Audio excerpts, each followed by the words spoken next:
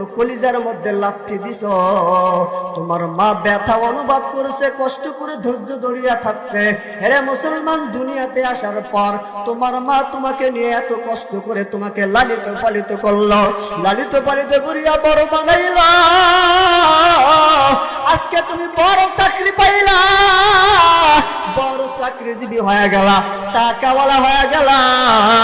আজকে চাকরিজীবী হওয়ার কারণে, টাকাওয়ালা হওয়ার কারণে মা বাবার খবর নেয় না, নিজে ভালো মন্দ খায়, গোস্ত মাছ দিয়ে খায়, মা বাবা একবেলা ভাত গোস্ত দিয়ে পায় না।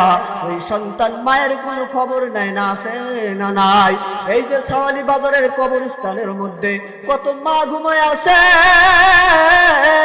এখানে কার কার মা নাই? দুইটা হাত একটু উঠায়া দেখান, কার কার মা নাই? মা বিশেষ করে যখন বাসার মধ্যে যাবে